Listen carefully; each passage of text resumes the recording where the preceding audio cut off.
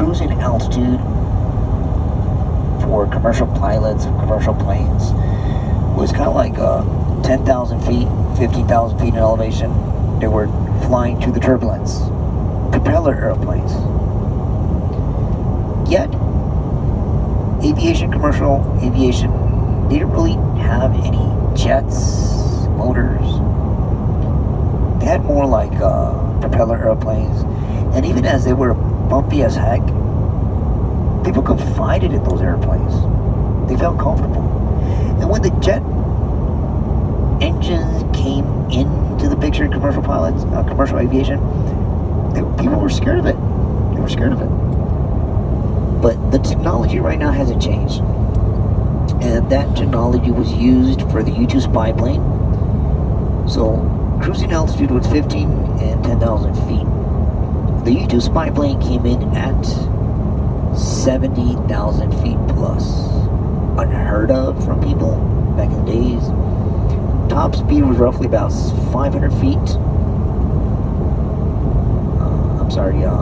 Top speed was about 500 miles per hour.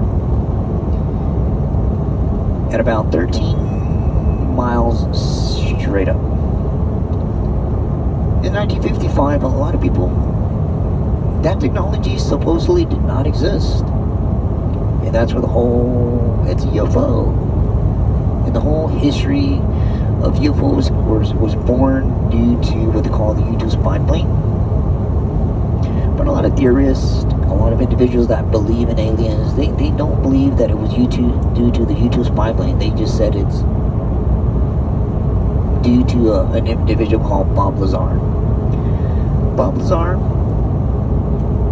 says he worked at SR4. Basically, it's a military base next to Area 51. It is in the area 51, because the Nevada gunnery range began to get mapped out when the Project Aquatone, they were mapping out a secret area. And you have Area 1, Area 2, Area 3, and the military base where they tested U-2 spy plane just happened to be under what they call Area 51.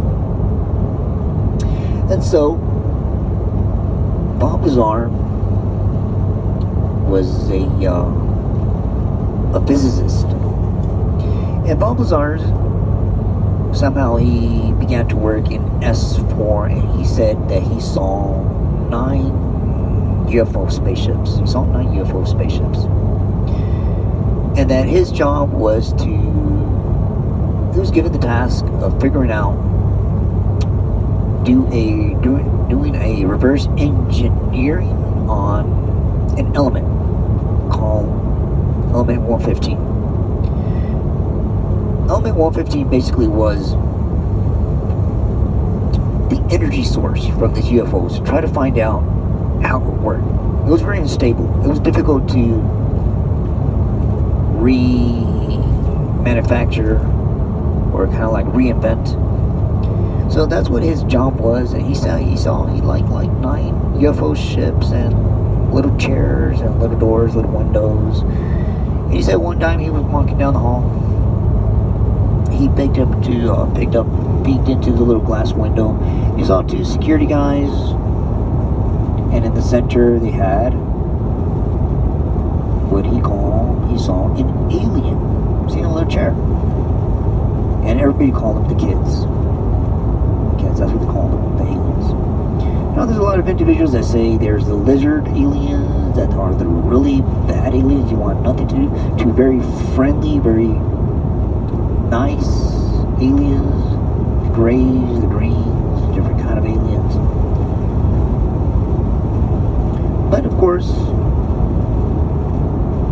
Area 51 was established through the history of military, was established to test the U-2 spy plane.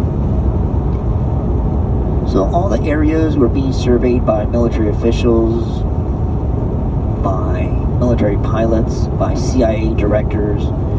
They surveyed the whole Southwest, and it found an area which offered seclusion, secrecy, a dry lake bed, which they called Groom Lake. Or like I said, they were mapped out as Area 51. That's really not the the history of the U-2 spy plane or the military inventions built and tested in the Area 51 that has captivated people for years. But the possibilities of hidden and researching extraterrestrial spacecraft and even alien life forms.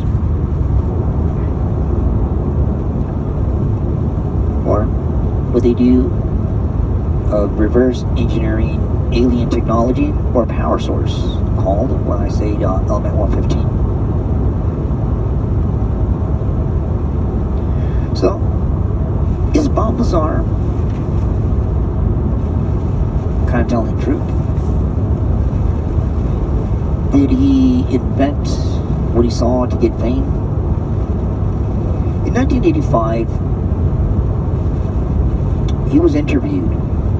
A secret interview in which it didn't show his face. It was more like a shadow. And he was being interviewed inside like a van by a news reporter. That news reporter, I'm trying to recall his name, George Knapp. He still works in Vegas. He's a news reporter. And so basically, he called himself in the interview, he called himself, what's your name? George Knapp said, my name is Bob.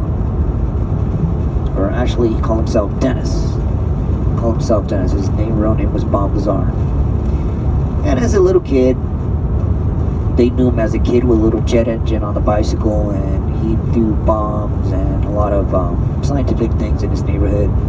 So he kind of caught the eye of these CIA directors and military officials, and he was given the job as a reverse engineer physicist, trying to find out the power source, how it worked.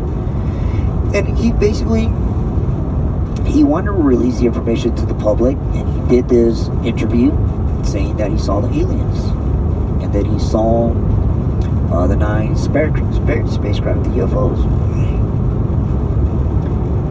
Now my question is it true? Is it not true? You know, there's a lot of theories out there. Why would CIA or military officials try to kind of like hide that he worked there?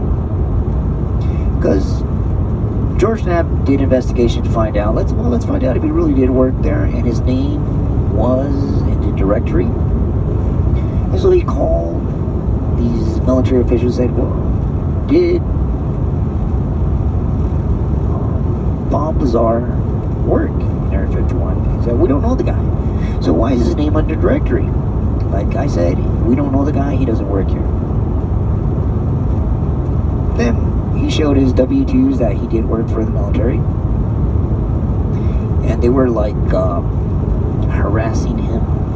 The CIA was harassing him, the military was harassing him under threats, force. So that's when he revealed his true name, Bob Lazar. He said he did it for his security, for safety, to know who he was, just in case he came up missing or anything happened to him.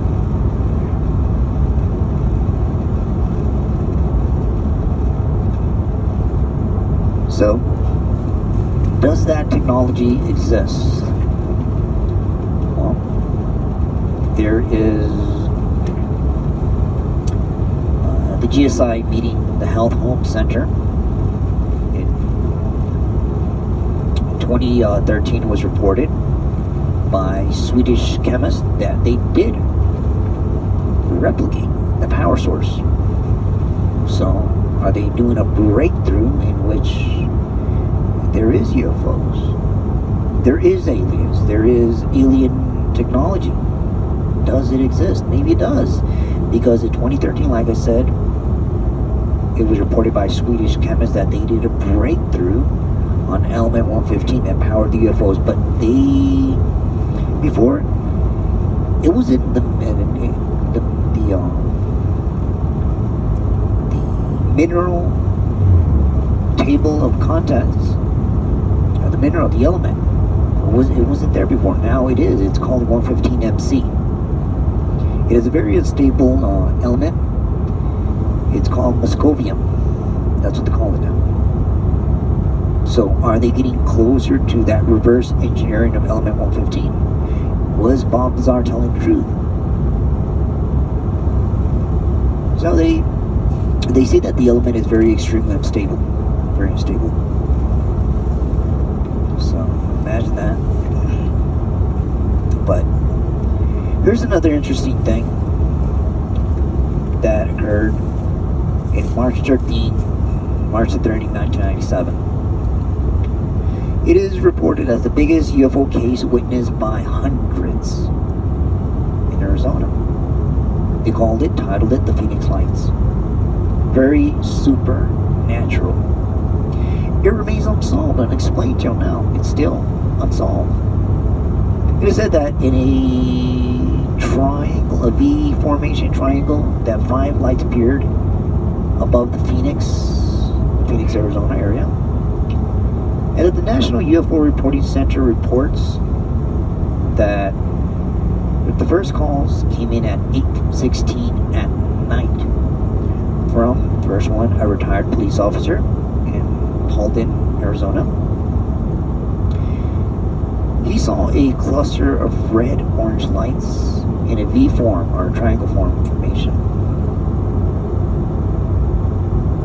And there's a trajectory, and what witnesses say it came kind of like from Nevada, and it circled a little bit east, going south.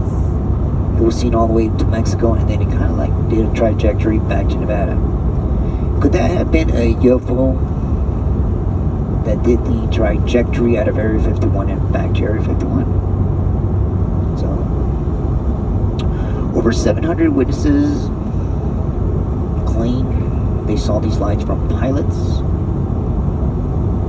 police officers, military officials. Many statements were said that described the phenomena as lighted orbs, others as triangles, or others as a singular massive craft. The government said, no, it's not true, this did not happen, and then they said, okay, it did happen, and they say they were flares that were kind of like on a little bit of little parachutes. But then they say they saw the video, and it just can't be replicated because the descent of a flare on a little parachute, they're not even. It would be really offset. So, but then there's witnesses said that the craft, it couldn't have been helicopters, it couldn't have been jets, it couldn't have been flares. There was no noise. So what was it? The only video that recorded the event, recorded at 10 p.m. at night by an individual called Terry Proctor. He's the only one that captured the video, so the video's out there online. And then later on throughout the night, there was a second view of a V shape of lights. This time it was about 9 lights. Could it have been a different craft? Or could it have been the same one? So a lot of people have their testimonies, what they saw, and it all coincided. So